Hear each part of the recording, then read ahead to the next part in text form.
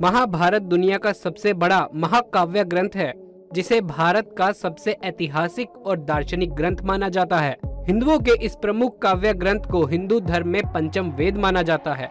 महर्षि वेद व्यास ने समस्त विवरणों के साथ महाभारत ग्रंथ की रचना की थी। हिंदू धर्म में मान्यता है कि महाभारत में उल्लेखित घटनाएं सत्य और प्रामाणिक हैं, लेकिन दुनिया में बहुत से ऐसे लोग हैं जो इसमें घटी घटनाओं को काल्पनिक मानते हैं। महाभारत सच है या झूठ, ये उलझन अक्सर लोगों के बीच बनी रहती है, लेकिन आज हम आपको कुछ पुरातात्विक और वैज्ञानिक सबूतों के आधार पर ये साबित कर देंगे कि महाभारत सच है। तो चलिए फिर जान लेते हैं महाभारत से जुड़े उन सबूतों को। चलिए शुरू करते हैं। कुरुक्षेत्र की लाल मिट्टी। दोस्तों, ये तो हम सभी जानते हैं कि महाभारत का युद्ध कुरुक्षेत्र में हुआ था, जो कि आज भी हरियाणा राज्य में स्थित है। कहा जाता है कि ये समय तबाही ला देने वाले युद्ध में बहे खून की वजह से वहां की धरती लाल हो गई थी। पुरातात्विक विशेषज्ञों ने भी ये माना है कि महाभारत की घटना सच में घटी थी, क्योंकि उस जगह पर लोहे से बने तीरों और भालों को जमीन में गड़ा पाया गया है, जिसकी जांच पड़ताल करने पर उन्हें 250 ईसा पूर्व का बताया जाता है, जो कि लगभग महाभारत के समय काल के ही बने हुए हैं। अर्जुन का चक्रव्यूह।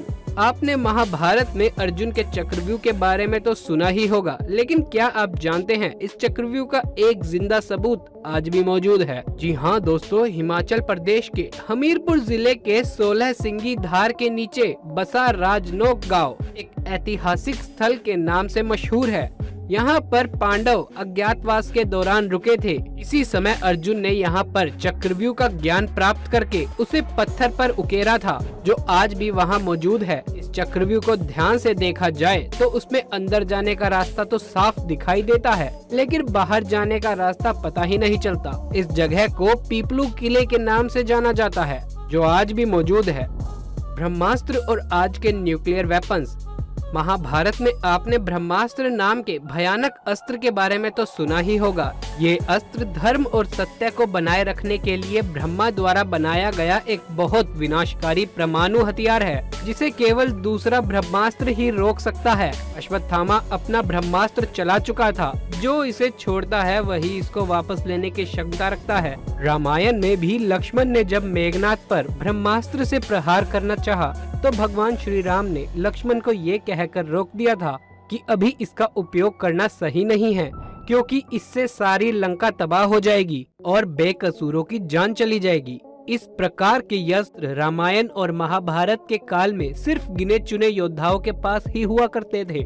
रामायण में ये अस्त्र लक्ष्मण के पास था और महाभारत में ये द्रोणाचार्य, अश्वत्थामा, कृष्ण, युधिष्ठिर, कर्ण और अर्जुन के पास था। ये अस्त्र पूरी दुनिया को तबाह करने की ताकत रखता है। माना जाता है कि ये अचूक और ब्रह्मांकर होता है। अब आप सोच रहे होंगे मैं ये क्यों बता रहा हूँ। असल में इसकी प्रामाणिकता तब सामने आई जब अमेरिका के जे रॉबर्ट ओपेनहाइमर को परमाणु बम बनाने को दिया गया। उस दौरान रॉबर्ट ने महाभारत काल के ब्रह्मास्त्र की संहारक क्षमता पर शोध किया और 16 जुलाई 1945 को इसका पहला परीक्षण किया गया और धमाके का परिणाम कुछ वैसा ही था जैसे पौराणिक ग्रंथों में ब्रह्मास्त्र के बारे में बताया गया था। इस परीक्षण के बाद वैज्ञानिकों ने भी ये बात मानी कि इस तरह का शस्त्र महाभारत में इस्तेमाल किया गया था। इस बम के सफल परीक्षण करने के बाद रॉबर्ट गीता का श्लोक पढ़ते हुए रोने भी लगे थे, जिन्होंने आज के परमाणु बम का आविष्कार किया। तो वैज्ञानिक खुद इस बात को मानते हैं कि महाभारत हुआ था, लेकिन हमारे देश के कुछ धर्म विरोधी लोग हमारे इस महान इतिहास और धर्म युद्ध को एक कहानी मात्र मानते हैं। भगवान श्री कृष्ण की द्वारका नगरी। भगवान श्री कृष्ण द्वारका नगरी के राजा थे और महाभारत में इस बात का जिक्र मिलता है कि ये नगरी जलमग्न हो गई थी, यानी पूरा नगर ही पानी में समा गया था। लेकिन आपको जानकर ये बात हैरानी होगी कि पुरातत्व विभाग को गुजरात के पास समुद्र के नीचे एक पूरा का पूरा शहर मिला है और उसके प्रमाणों से पता चलता है कि ये वही द्वारका नगरी है जिसका उल्लेख महाभारत में किया गया था। तो क्या आपको लगता है कि क्या ये वाकई में श्री कृष्ण की द्वारका नगरी है या महज ये एक अफवाह है? कमेंट्स करके हमें जरूर बताइएगा। केदारनाथ और पशुपतिनाथ मंदिर। पौराणिक कथा के अनुसार जब महाभारत के युद्ध में पांडवों द्वारा अपने रिश्तेदारों का रक्त बहाया गया था, तब भगवान शिव उनसे बेहद क्रोधित हो गए थे। ऐसे में श्री कृष्ण के कहने पर सभी पांडव भगवान शिव से माफी मांगने के लिए निकल पड़े। गुप्त काशी में पांडवों को देखकर भगवान शिव वहां से विलुप्त होकर एक अन्य स्थान पर चले गए। आज इस स्थान को केदारनाथ के नाम से जाना जाता है। शिव का पीछा करते करते पांडव केदारनाथ भी पहुंच गए, लेकिन भगवान शिव उनके आने से पहले ही भैंस का रूप लेकर वहां खड़े भैंसों के झुंड में शामिल हो गए। पांडवों ने महादेव को पहचान तो लिया, लेकिन भगवान शिव भैंस के रूप में ही भूमि के अंदर समाने लगे। इसी पर भीम ने अपनी ताकत के बल पर भैंस रूपी महादेव को गर्दन से पकड़कर धरती में समाने से रोक लिया। तब भगवान शिव को अपने असल रूप में आना ही पड़ा और फिर उन्होंने पांडवों को क्षमा दान दे दिया। अब भगवान शिव का मुख तो बाहर था, लेकिन उनका देह केदारनाथ पहुंच चुका था। बता दें कि इसके बाद जहां उनका देह पहुंचा, वो स्थान केदारनाथ और उनके मुख वाला स्थान पशुपतिनाथ मंदिर के नाम से प्रसिद्ध हुआ। ये दोनों मंदिर आज भी वहीं पर मौजूद हैं, और अगर ये मंदिर वहाँ हैं, तो इसका मतलब महाभारत भी हुआ था। लाक्षागृह। महाभारत काल में लाक्षागृह की भी महत्वपूर्ण भूमिका मानी गई है, क्योंकि कौरवों ने पांडवों के लिए लाक्षागृह बनवाया था, जिसमें उन्हें जलाने की साजिश रची गई थी। लेकिन सुरंग के माध्यम से पांडव निकलकर बाहर आ गए थे और बच गए थे।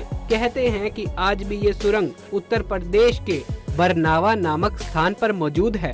महारथी कर्ण का अंग राज्य। कुंती के सबसे बड़े बेटे दानवीर कर्ण अंग देश के राजा थे, जो उनको दुर्योधन द्वारा उपहार स्वरूप भेंट में दिया गया था। उस समय का अंग देश आज उत्तर प्रदेश के गोड़ा जिले के नाम से जाना जाता है। साथ ही जरासंध द्वारा अपने राज्य के कुछ हिस्सों को कर्ण को दिए जाने की बात भी कही जाती है, जो आज बिहार के मुंगेर और भागलपुर जिले के नाम से जाने जाते हैं। इन स्थानों में कितनी सच्चाई है, इसका अंदाजा आप इसी बात से लगा सकते हैं कि उन राज्यों का स्थान आज भी वहीं पर है जहां कल था, और इसे चाहकर भी बदला ही नहीं जा सकता। गीता। हिंदू धर्म में प्रमुख ग्रंथ के तौर पर भगवत गीता को देखा जाता है।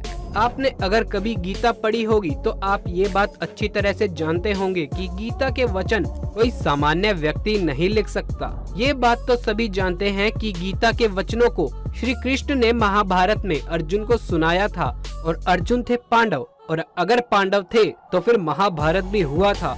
दोस्तों, वैज्ञानिक खुद इस बात को मानते हैं कि महाभारत हुआ था, और हमारे देश के कुछ धर्म विरोधी लोग हमारे इस महान इतिहास और धर्म ग्रंथ को कहानी मात्र मानते हैं।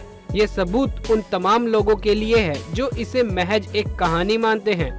आपको क्या लगता है, ये कहानी है या हकीकत? हमें कमेंट्स करके जरूर बताएं। और आज की ये वीडियो आपको पसंद आई हो तो इसे लाइक करने के साथ साथ अपने दोस्तों और रिश्तेदारों के साथ शेयर जरूर कर दें।